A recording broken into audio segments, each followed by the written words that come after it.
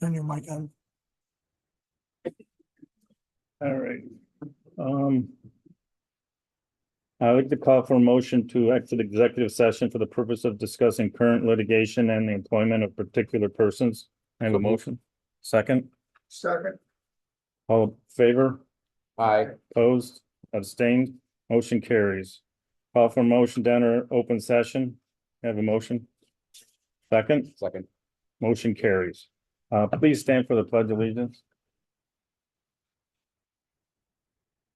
I pledge allegiance to the flag of the United States of America and to the republic for which it stands, one nation, under God, indivisible, with liberty and justice for all.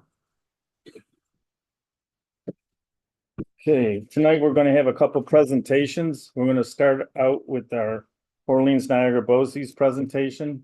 I'd like to introduce Dr. Farrar and Dr. Conley from BOCES.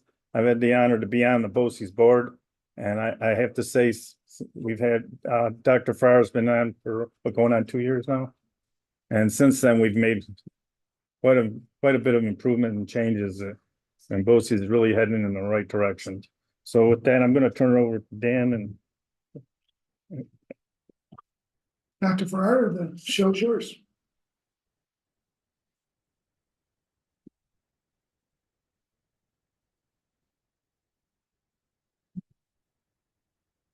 Good evening. So I'd like to introduce myself. I am Dr. Tally-Pon Farrar, and I'm the District Superintendent and Chief Executive Officer for the Orleans Niagara BOCES. I have with me Dr. Melody Conley, and she is our Executive Director of Business and Operational Services. And just wanted to share with you who we are as BOCES, and our theme this past year and into this next year is building our capacity and really looking at how we can better serve our component districts and students.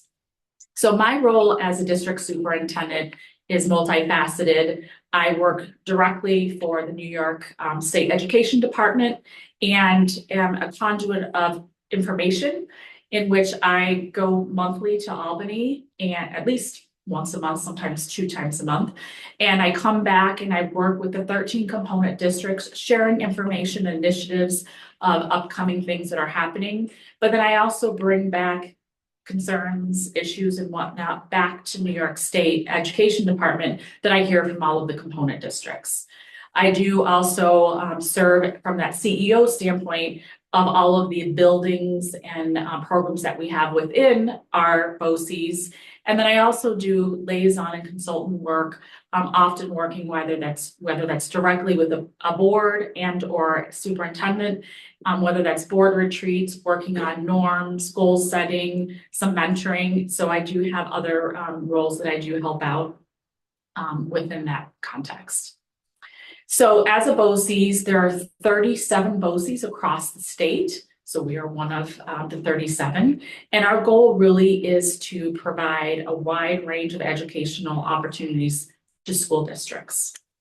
And specifically for ON BOCES, we are really trying to work on, like I had mentioned, providing innovative and effective solutions in order to provide more opportunities for students. So we do cover in our BOCES 13 districts. All of the districts in Niagara County and 3 of Orleans County. The other 2 districts, Kendall and Holly, are a part of Monroe 2 Orleans BOCES.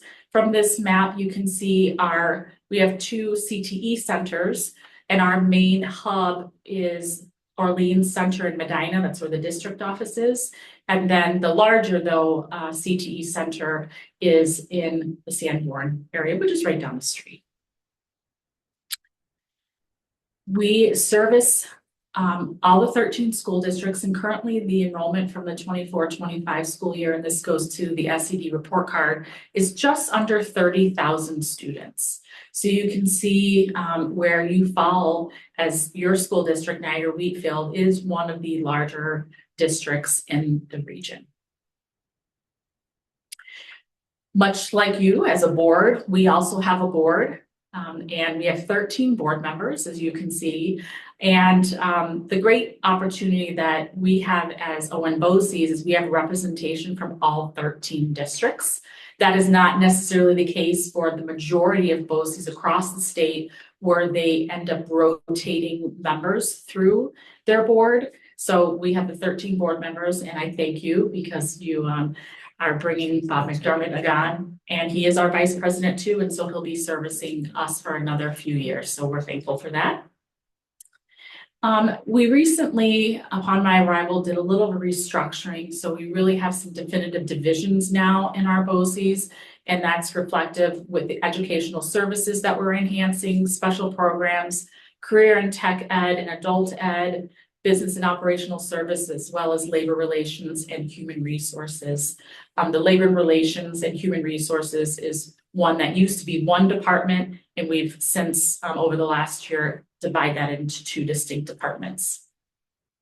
So when we look at our career and technical centers, this is what most people often think of first when they think of BOCES, is all vocational programs. In your folders, you'll see that there's a couple items related to CTE, and one is a booklet that provides all of our programs across our campuses and a description, as well as some of the articulation agreements that come with all of those programs. Also in your folder is a list of all of the programs and the number of students that are attending your from your school district in which programs, with between their junior and senior year. Also in your packet, there's some longitudinal data that we do track, and we are required to actually report this to New York State Education Department.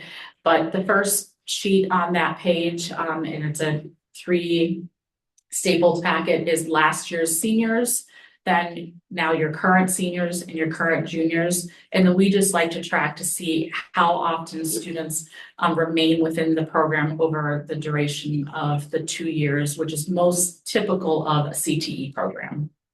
But we do have 2 centers, and almost all of your students attend the NC Tech Center here in Sanborn. We do actually have a pretty strong adult ed program, and this is something many people don't realize that we have as a part of BOCES.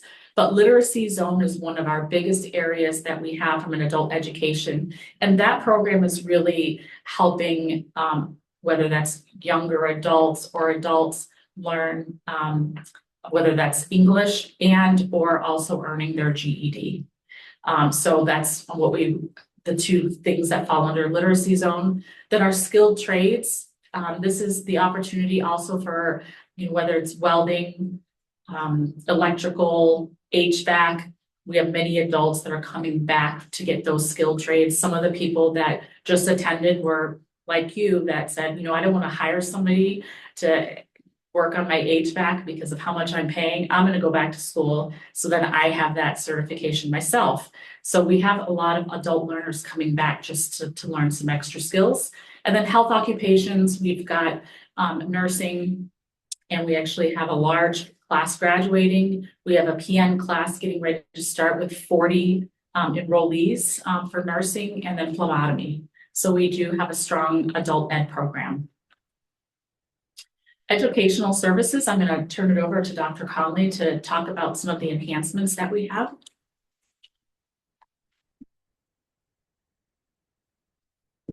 Good evening, everyone.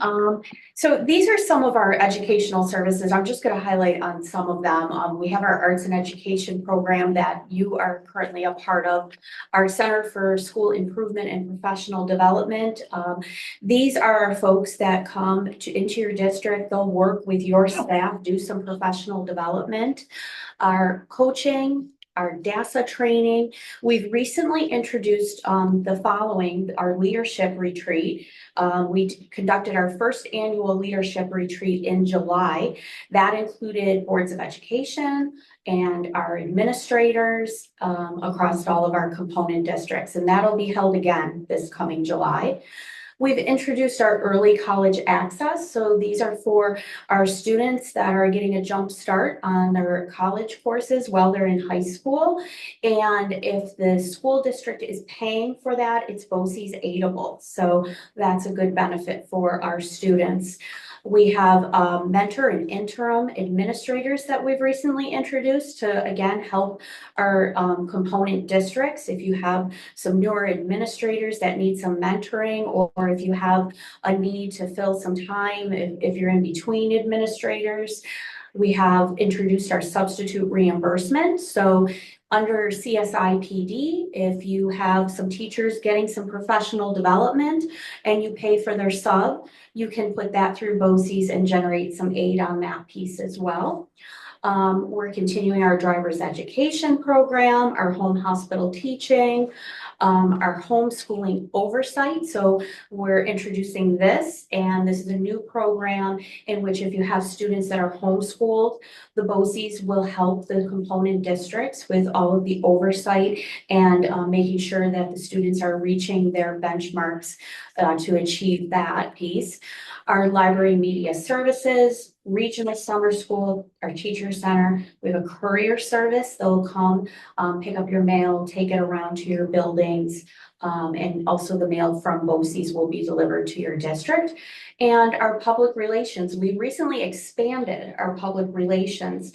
So we now have a web design specialist. So they are working right now with one of our component districts, and they will update your website, keep it up to date, work with your folks to see what information they want on it, redesign it. It's been a very positive service so far. Our special and alternative ed program services, that's overseen by Dr. Ronald Barstas. And then we have two associate directors, Lorena Kostik-Madonia, our secondary, and Danielle Leonardis, she oversees the elementary students. So that's been a recent restructuring. And of course, our special programs department, it's kind of broken down into a couple different areas here. You see our classroom services. I won't read all of them. Our related services that we offer, as well as our ancillary services that we offer as well. Niagara Academy, just down the road, overseen by Roger Broker is the principal and the assistant principal, Michelle Cubago. They have middle and high school students, alternative and special education programs within that building. And our Godfrey Learning Center and Orleans Learning Center, one is in Newfane, the other is in Medina.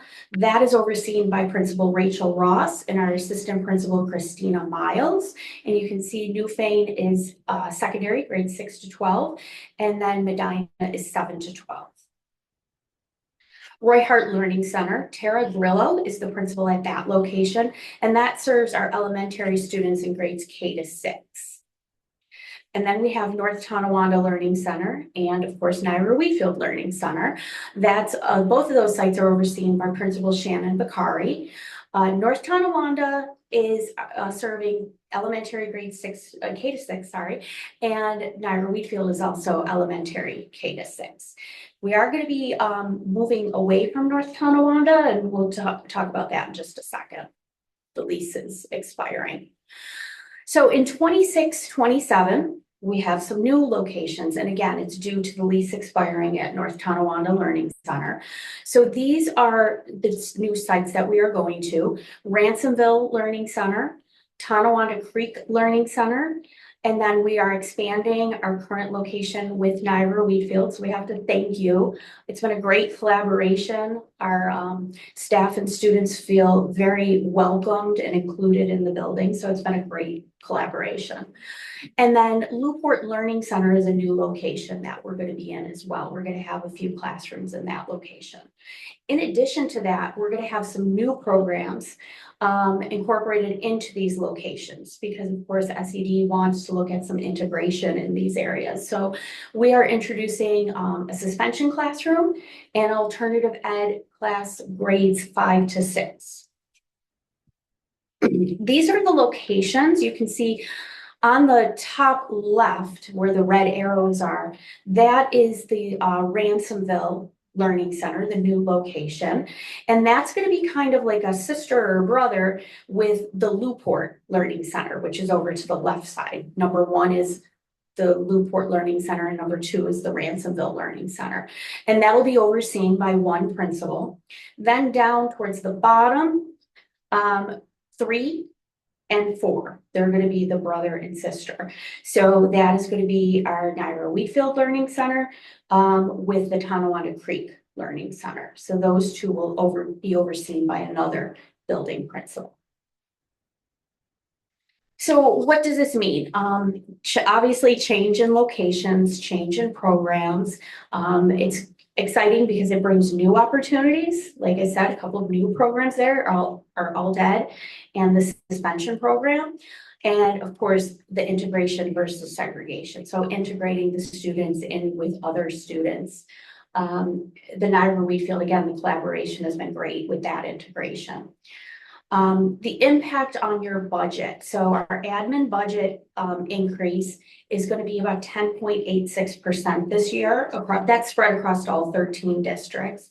For Niagara Wheatfield, based on the projected Arwata resident weighted average daily attendance, it equates to 9.48%, which is approximately $35,000 to put it into terms like that. And of course, our component district vote is scheduled for April 21st, 2026, and that's on a Tuesday.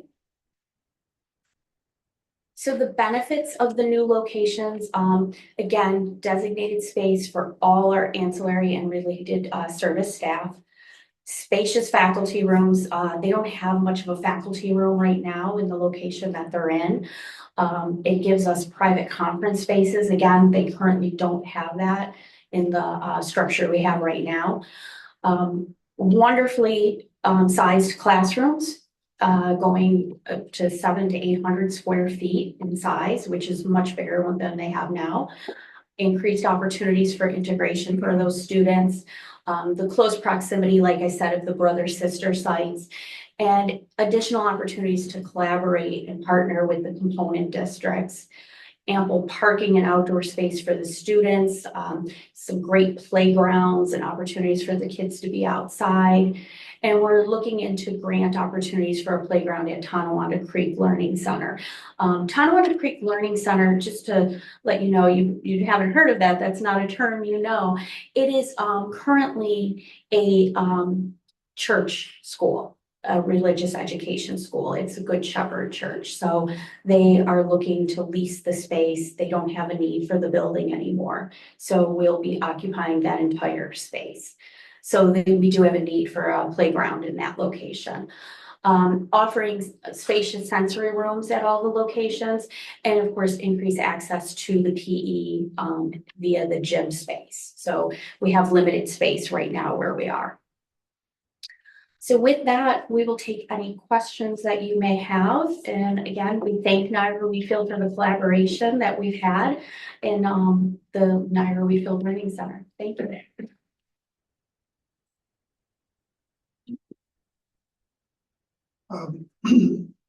For the audience and then to our presenters tonight, I couldn't imagine as a superintendent of the school district a world without BOCES. The support that we get from BOCES, the things that we wouldn't be able to do or would do at a much higher cost if we didn't have BOCES, and the programming that they're able to offer when it comes to career tech ed. If you're in this room and you're closer to my age, a little younger, and you thought of career tech ed as 10 different programs and you could name them all, that's not the case today. There are so many incredible offerings that our students participate in. And one of the things that was passed around here showed our cohorts, and this was everybody at the table received. So our 2025 cohort had, there's 274 students that were in that cohort in our district for that group, that age group. We had 119 students participate as juniors, 109 continued as seniors. So about 40% of our student population takes part in the CTE program. developing skills, not just for school, but also for their futures, which is pretty incredible. So thank you. Thanks for coming out here tonight and sharing. Thank you. You want to keep going with the?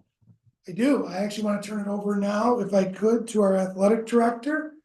Is he Mr. McKenna? Mr. McKenna?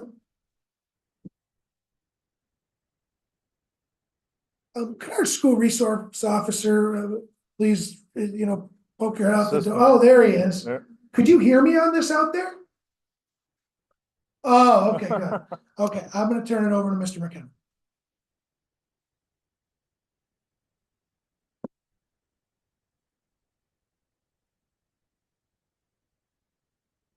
Oh, and can I say one thing? As the students are coming in, please, right after we get done with all of the fall athletes, everyone can come back, collect in here. There's cookies, there's punch. We'll take a short break. If you want any pictures, families want pictures, or the teams want pictures, that right there is a beautiful backdrop over here to my left, okay? Okay, very good. Again, thank you, everyone. Again, the Board of Education for allowing myself a great honor, Matt McKenna, Director of Athletics here at Niagara Wheatfield. One of our favorite evenings to honor our fall student athletes for their great achievements. We'll be honoring our scholar athletes, our all leagues, and then we do have 2 NFL champions and sectional champions. So we're going to honor those individuals today, and we're awfully excited to do this. A long time coming, but these folks took their time out to come today. Very busy schedules for these high school students and all these different events that they have going on. So we really appreciate them and their coaches for being out this evening. So without further ado, we are going to get started with our girls tennis team. Our girls tennis team had a tremendous season. They were 12-2 in the Niagara Frontier League. So they did very, very well. And we're going to honor today our first team All-Stars. First in singles, we have Michaela Brooks. First team All-Star in doubles, Victoria Rose and Pia Bachu. Second team All-Star singles, Morgan Whirl. And then we did have our Niagara Frontier League doubles champions with Michaela Brooks and Victoria Rose. So congratulations to our girls tennis team and girls. Thank you.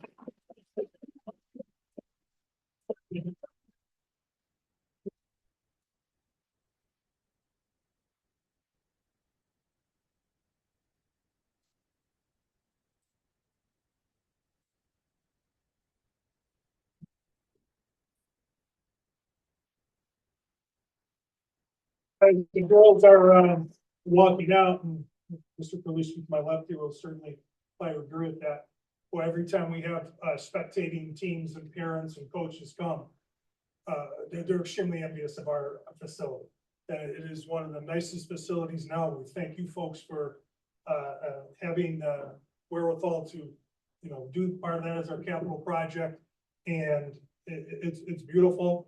And we get many, many compliments on it. So our girls and boys here in the springtime are very fortunate to have such a wonderful facility. Next, we have our boys soccer team. Fellas, come on up. Boys soccer team had a nice season. They finished 8-4 in the Niagara Frontier League.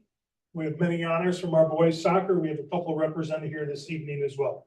First team, all league, Liam Snowberger. Second team, Ryan Gundel. Third team, we have Ezekiel Klein. Joseph Scalzo. Carter Becker. Zach Burwell. And we got Jake Zorn.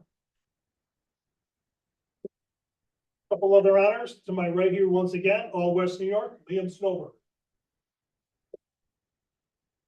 Unfortunately, Zach could not be here, Zach Burhall, but he was one of our 2 in all Section 6, all West New York Scholar athletes. So congratulations to Zach. Once again, congratulations on a terrific season, boys soccer.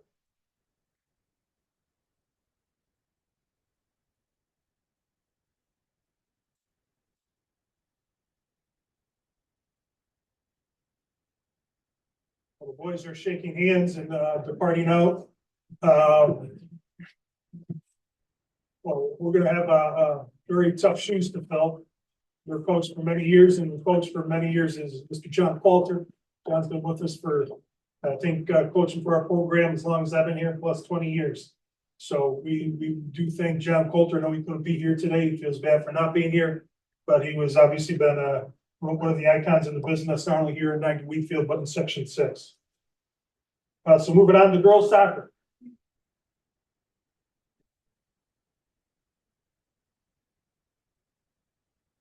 Girls soccer in the Niagara Frontier League finished 3-7-1. We have a couple members of our all-league team here. Second team, Emma Hurley.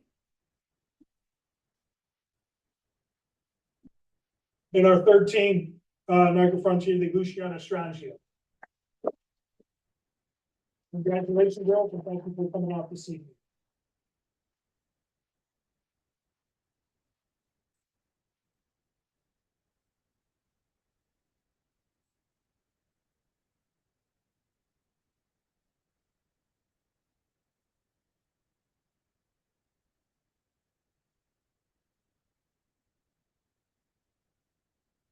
Next, we have girls volleyball.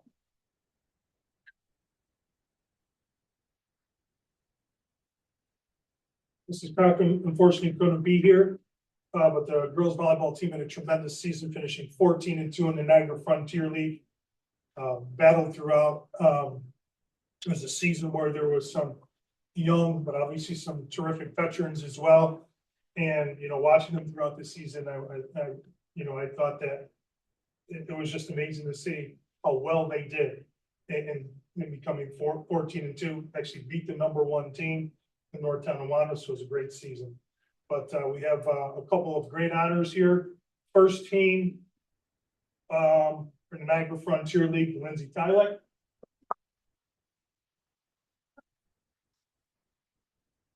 And Lindsay needs a whole other sheet for all her accolades. Lindsay is also first team All Western New York.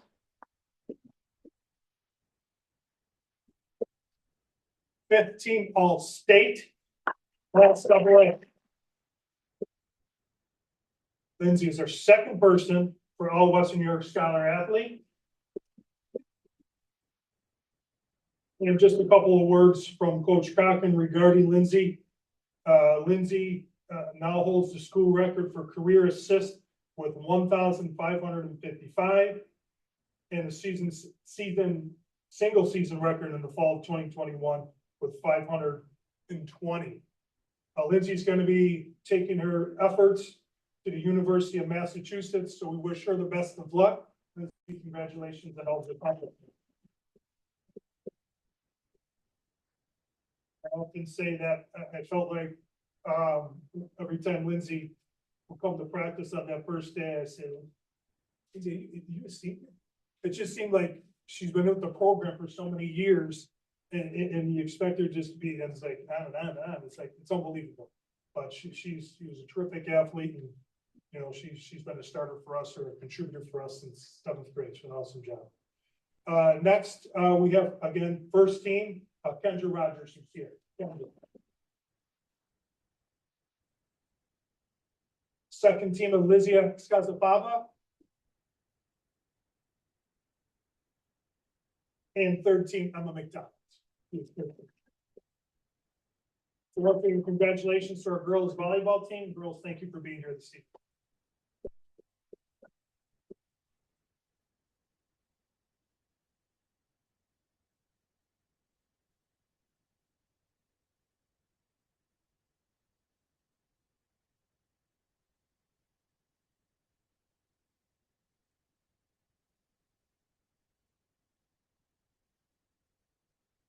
Next, we have boys volleyball.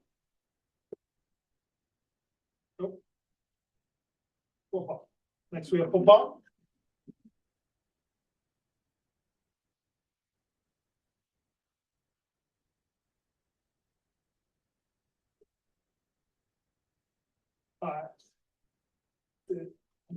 Varsity football team went 3-6, but I'm going to tell you something. That record did not indicate a 3-6 record. watching each one of these games, whether it's home or away.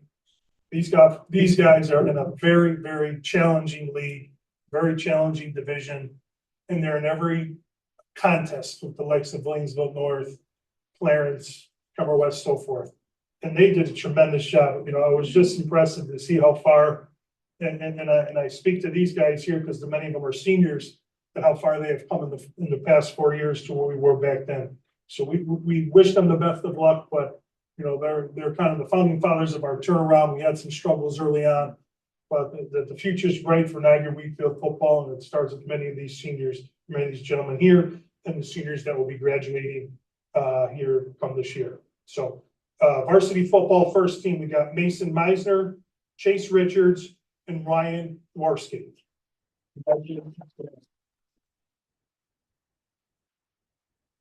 Second team, we got Matthew Bigelow, Logan Robinson, and Rocco Ferguson. Honorable mention, we got Adam Ross, Robert Ferguson, Roland Ferguson, and Dee Lewis. And again, just more accolades. This is the time of year in this past month or so where we get a lot of the recruits from colleges, and in the past we've only had a couple of colleges come take a look at our student athletes for football. For this year, we have multiple colleges come and visit, interested, and we have 4 or 5 stronger athletes that might play at the next level. So congratulations to our boys football team in general. Thank you for being here.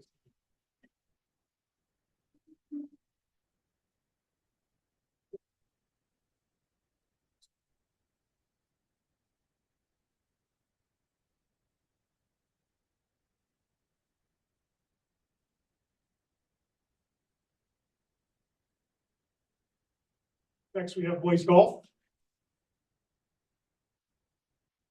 And very fortunate enough where our boys golf team with the Niagara Frontier League work it to where we're being able to have some females on the team too. So it's a great honor. And as you can see here, we have some tremendous female student athlete golfers as well. But I say this joyfully, is that it's another 21-0 season for the boys golf team. It seems to be this part of this group here in the boys golf team won another Niagara Frontier League championship. Congratulations to them. And it was the 10th Niagara Frontier League championship in the past 20 years. Niagara Wheatfield has won half of them in the last 20 years. So our all leagues first team got Quinn Brick, first team. Second team, Justin Mosier. Ethan Portman. And Channing Seymour. And third team, Jameson Finn. Couple additional honors. Quinn Brick was the medalist at the Niagara Frontier League tournament. Quinn, along with Ethan Ortman and Channing Seymour, qualified for the Section 6 tournament in the spring. Peyton Weir and Shylin Seymour qualified for the girls' Section 6 tournament in the spring. Congratulations to all those folks. Gentlemen, ladies, thank you for being here this evening. Congratulations on a wonderful season.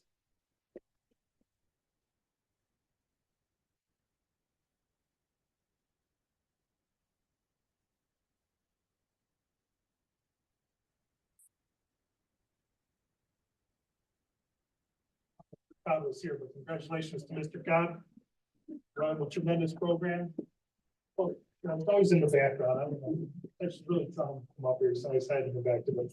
Coach God, as I said, has done a tremendous job with our golfers year after year.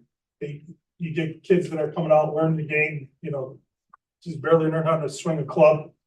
And then the next thing you know, they're kiddos that are in section tournaments. So it's a great tribute to Coach God. All right, I'm gonna take a quick break here, not totally, but we're gonna bring up Coach Smith, and she's gonna talk about boys and girls cross country.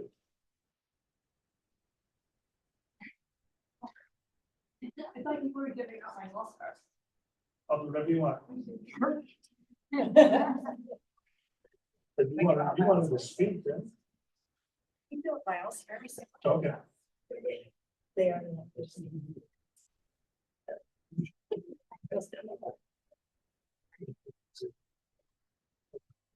All right, I'll do the all-stars first. Just make one big line. You can go for it. Yeah. First of all, yes, again, congratulations to both the boys and girls cross-country team. Boys cross-country team finished 4-2. And Xavier Severance was second team all week. So congratulations to Xavier. The boys.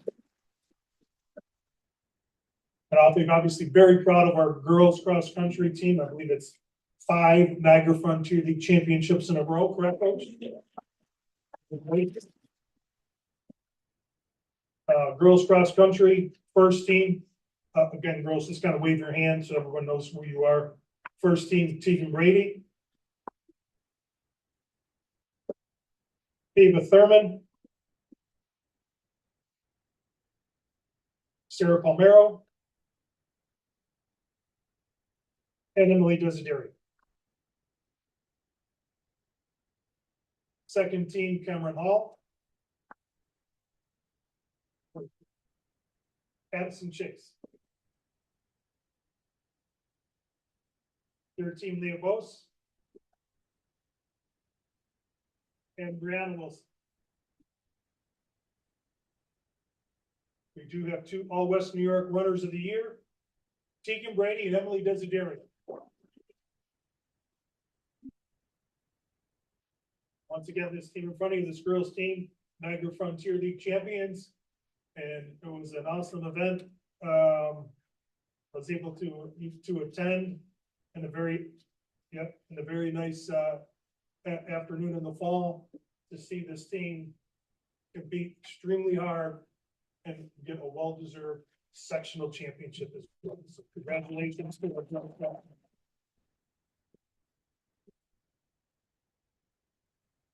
I wrote it down because I don't want to miss anyone or any of the accolades this year.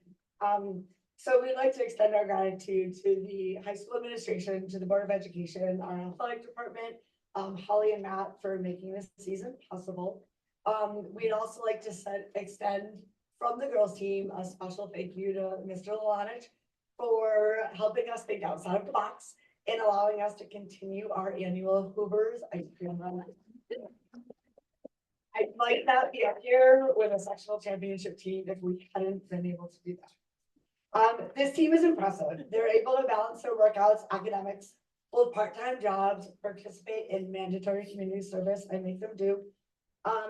Every lady standing in front of you right now on the first marking period had a 92 or above GPA.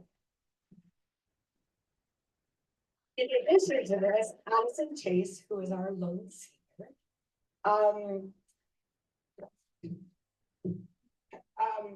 not only did she excel in her course, leading our team, but academically as well. Representing our team is honorable mention, All Western New York Scholar Athlete, and graduating 3rd in the senior class this spring.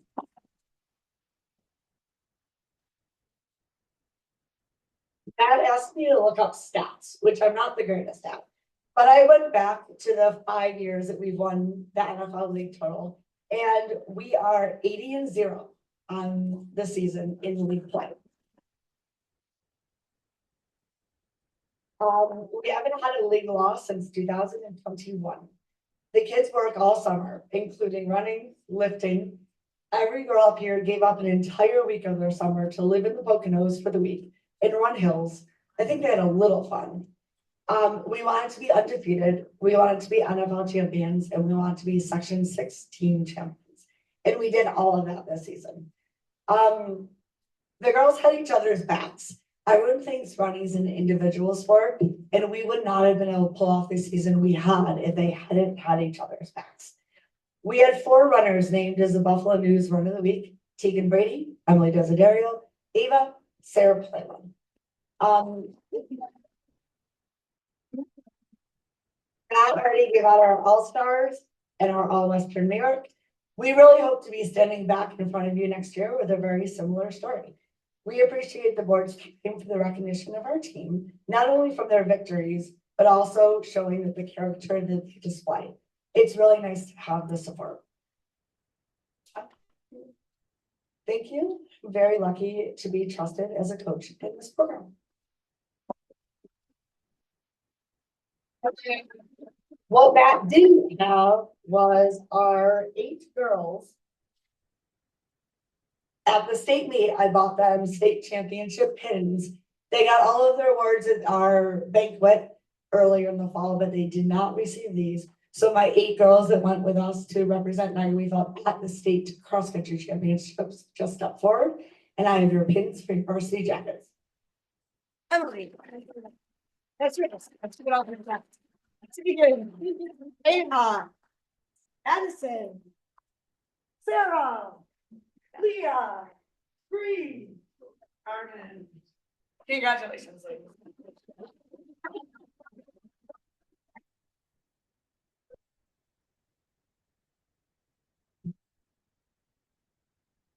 Thank you, Coach Smith. And again, as the girls are shaking hands here, congratulations on another wonderful season.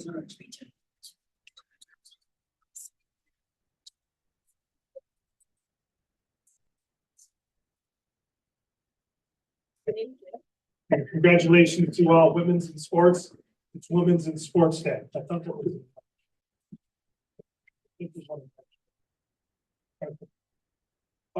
Just in conclusion, obviously these individuals to my left here and in the back, student athletes is what keeps me going. It keeps you going, keeps you motivated, watching them, inside the classroom, in the hallways, and other individual sports fields. So it's awesome to see.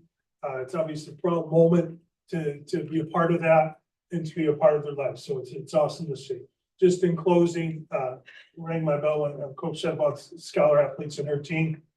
Out of the fall, all our teams had 75% of their student athletes have a GPA of over 90%.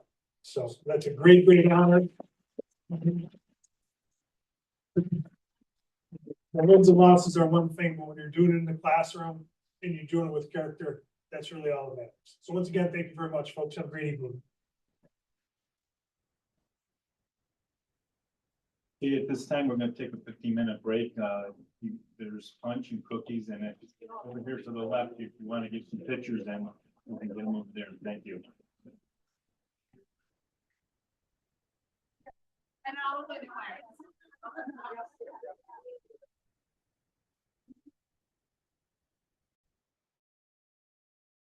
At this time, we the floor. Is there anybody for that?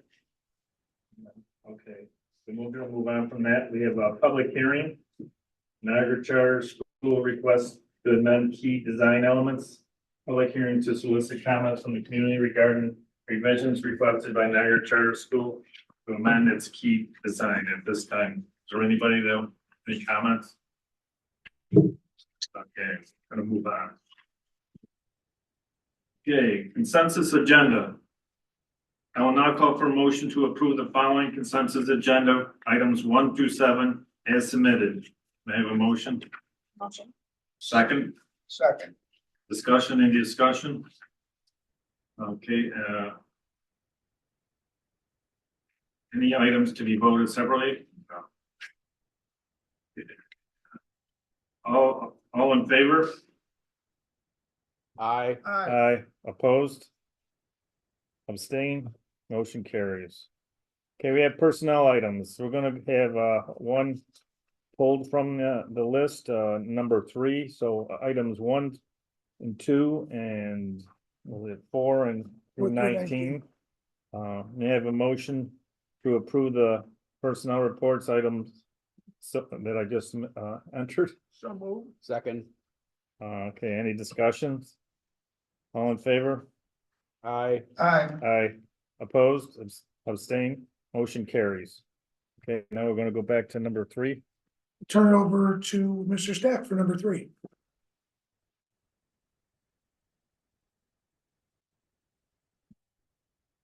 I could have Kylie Robinson come on up. Kylie, come up here.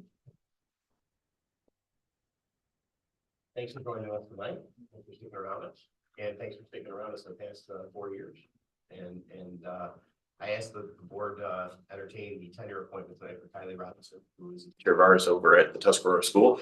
And Kylie came to us really on the heels of the pandemic. She worked with us a couple of different positions. She came into some tough situations, right? And that year, partial remote, kind of filling in for some people, if I remember correctly, and then obtained the position and has worked really hard during her probationary period. She's done a great job over at Tuscarora, and she's a key and integral part of the very special culture that they have there. So I asked that the board consider her for tenure this evening. She's also married to Michael Robinson, who's also a fantastic teacher of ours.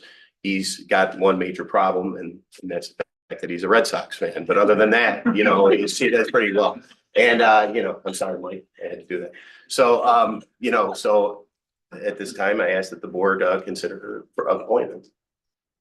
Okay, can I have a motion to recommend that the Board of Education approves the tenure of Kylie Robinson in elementary education tenure area effective February 4th? So second. All in favor? Aye. Opposed? Abstained? Congratulations.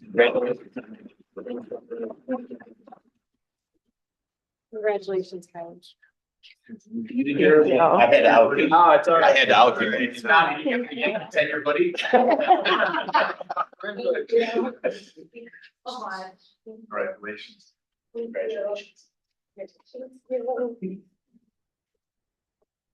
Next.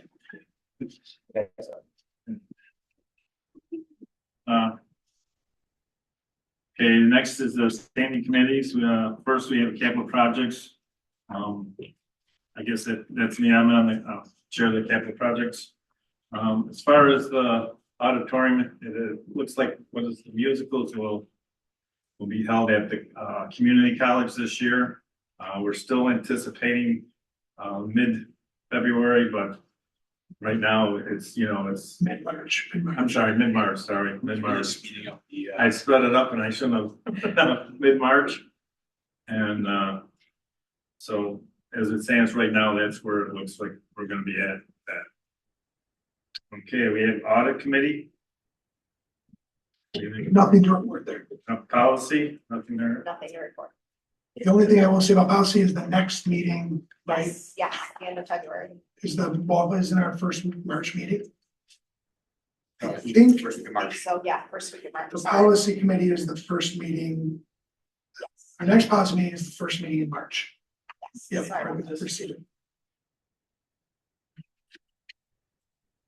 It's okay. So next we have ex officio. He isn't here today, so president report. I don't have anything new to present today, so we'll go straight to our superintendent's report. Okay, so I'll make it quick. The Noseville Legislative Breakfast was this past weekend. I think the board members who were able to attend, there were about 70 people in attendance. So it's a really good turnout. And, based on the comments from our legislators, certainly seemed like they were listening. They comment after we present. So it was another successful event. I already mentioned the auditorium. I want to congratulate the ETMS musical, the cast, the crew, the directors. The show was awesome. I know somebody out there who's watched this before he's going to say the same thing. I can't help it. You watch the performance, and there's no way, if you don't know, especially if you're sitting in the back, that those are middle school kids. There's no way you would think it. They were awesome. And the extra work that the kids, the families, the directors had to put in because it wasn't here. And again, you would have never known they didn't miss a beat. So congratulations to all of them. It was an awesome musical. There's an electrification seminar. We're going to be meeting on March 10th. Throughout Western New York, there's a problem, right? And I think this goes across New York State, and that is, do we have the electrical grid in place to make sure that all of our buses will actually work? And we've heard certainly on our own survey of our own district that it won't, that there's certain buses that wouldn't be able to work with the current grid structure. So we've asked NISAC, National Grid and NYSERDA to come present. So the superintendents and business officials and some board members are going to be able to listen to those experts in the field to tell us where we are now, where will we be in a couple of years, where will we be in 10 years. So that'll certainly be helpful to us before we start investing money into our buses, you know, and we gotta be really careful on that approach. Yeah, when is that? It is March 10th from 1 to 2:30. Bob was going to go. He's not able now. If it's something you're interested in, I'll let you know. Okay, perfect. Circle that on this sheet here and then I'll touch base with you right afterwards. March time? Yep, you got it. Pre-K registration for 26-27 has started and runs through March 6th. The eligible date of birth for that group is 12/2/21 through 12/1/22. Kindergarten registration will start March 9th and run through April 24th. Eligible date of birth for that group is 12/2/20 through 12/1/21. Registrations can be received at the district office or will be received at the district office Monday through Friday from 8 a.m. until 3:30 p.m. Okay. The reason we say 3:30 is because it takes a while to go through that. So 3:30 is the time. Last thing I have on my list, we talked about doing the Board of Education walkthroughs. My recommendation is that we move that back to March 8th, either the day of the March 18th meeting or the day of the April 1st meeting. And we probably just wait to see where we really are with the auditorium. That makes sense to everyone. No, we'll talk about it at the next meeting. I just want to make sure we leave that as an item. Okay. And that's all I have. Okay, moving on. Any items for board discussion? I was just wondering about the snow day verification. Thank you. Thanks for asking. Okay, we get this question a lot, and it's a perfect time of year to ask because it doesn't look like the cold weather's going away. The way snow days work in New York State is this. Every school gets funded for 180 days. If you fall below the 180-day requirement, you lose funding for that each day that you missed the 180 days. As a district, we start out with 188 days. That's what's in our calendar. As far as student days are concerned, only 187 of those 188 are actually considered student days when we set the calendar because of we have 5 superintendent conference days, okay? Only 4 superintendent conference days are allowed to count towards the 180. Well, then you say, okay, well, then that's 187 you have left. That means you have 7 extra days. Not really. Okay, because at the elementary level and middle school level, we have half days that are in there. So there's less hours in those half days. Plus, at the end of the school year, those days that are part of the exam week, all those days, including the writing days, count for the high school, but they don't count for the elementary and the middle school. So depending on the level that you're at, that determines how many days you truly have built in, as some people might look at it as extra days. What I would say is none of those are extra days, right? We have 188 days because that's what's contracted, you know, with our teachers group, and we should be here for all of those days. When we have days off, those subtract from the number of days that we're in essence supposed to be here. I talked about the days. There's another component, and that is the hours. You have to have 990 hours at the secondary level, and you have to have 900 hours at the elementary level. So we're actually doing those calculations now based on your half days and all of those things to see where we're really at. We have more available days for those who are worried if we have too many days, are we gonna have to come back for like a day in April or something like that? We have more days at the secondary level than we do at the other 2 levels at this point, but we still have a little bit of room if we have to take the days. I want everybody to know this. The number of days that we have will never, ever decide whether or not I take a day or not. Okay, I'll never call a day because we have an extra day, or I will not at any point would I ever say, we're coming to school because if we don't, we don't, we're gonna lose a day. I don't care, we'll reschedule it some other time. Well, those decisions are based on two simple things. How much snow we're getting that's affecting our road conditions, right, in this time of year. Or if that temperature gets right around that -20 wind chill number. Okay, those are the two things. So, if you have a combination of those two things, snow and the really bad wind chills, -20 may not be the number as you saw one of our days this year that we actually did take off. We were close, like maybe -14, 16, somewhere around there, but we had some other bad weather. We didn't want people getting stuck up there. Okay, does that help? All right, thanks, Dan. Old business, do we have any old business? Yeah, I'd like to talk about something that we talked about briefly last year. Not for a total discussion tonight, but for us to start thinking about it as budget goes. Because I'm already receiving calls about the NFTA.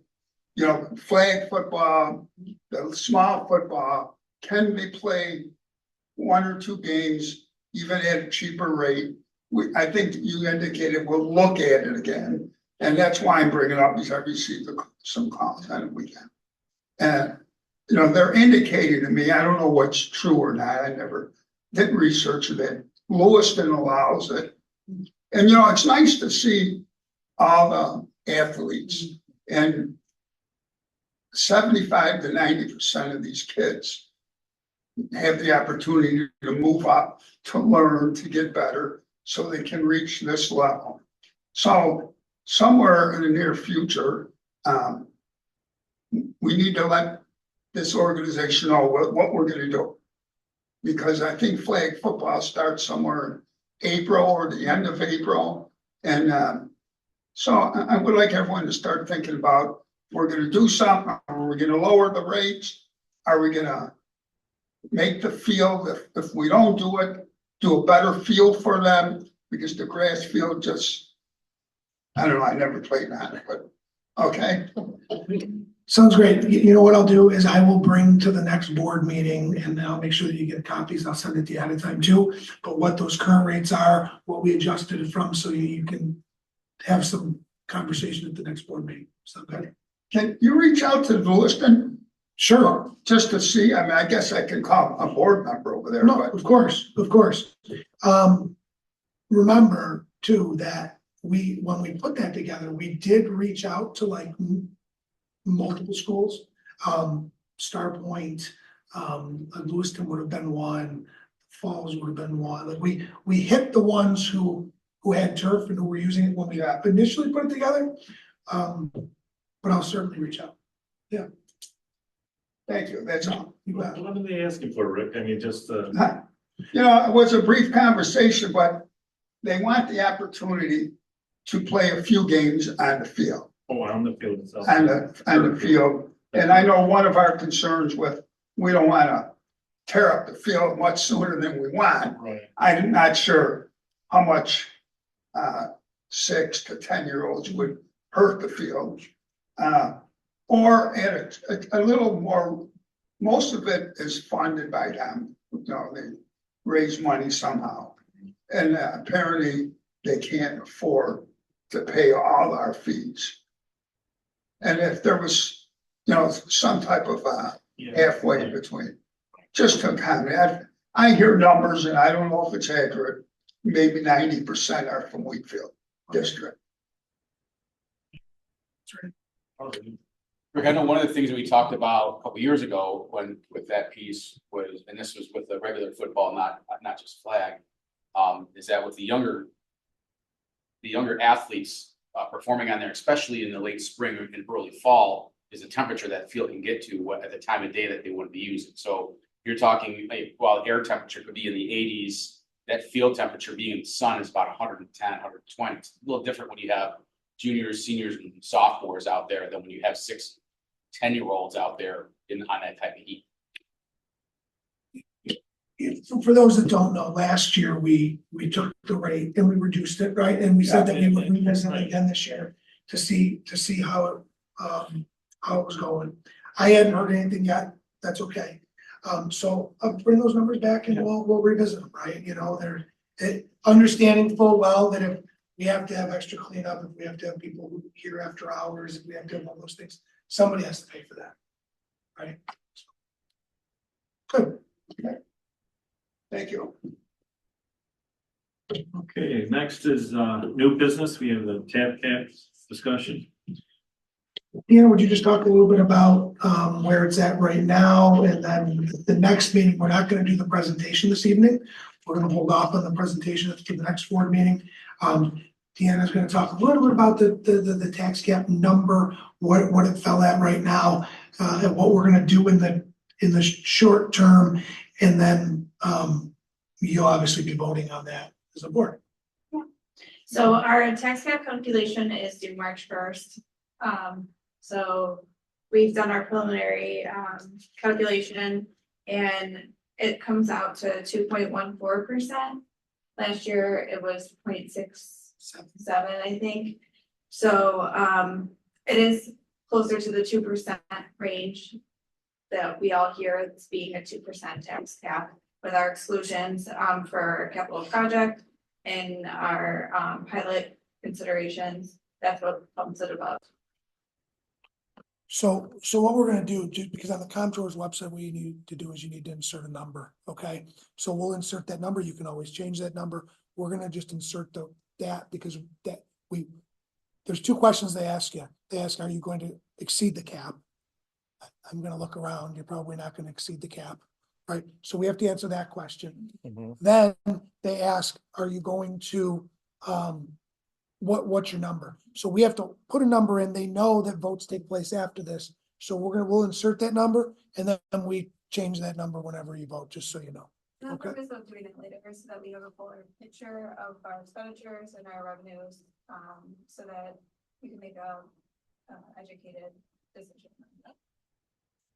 Especially since at this point, we have a 1% number coming in from the governor's budget, but we still have to wait for the legislative budget. And then at the end, their final budget. Good point, yeah. You get 1%, the governor's goal. Yeah, that's lower than what's been put out the last few years. The governor's put a number that's pretty much, for our district anyways, the numbers pretty much stayed the same as what the governor put out in the first place. This year, what we heard from our legislators at the legislative breakfast is that that's really the ground floor. And that there's going to be more money for schools based on, that. Let's face it, this is no secret. It's an election year. So the governor puts out a lower number, the legislators can put out a higher number and people can say thank you. I mean, that's real. So. We won't know till when. Well, April 1st is the date that we're supposed to know, Huh? April 1st. Could be May. Last year it was late, but April 1st, Was it April? Yeah. right? Yeah. That's all. That's it. Okay, next is public comments. No, okay. Open mic night. Yeah, open mic. Next is board members' comments. Any board member comment? No. Okay. Okay, then if that's the case, I'd like to call for a motion to adjourn meeting. May I have a second?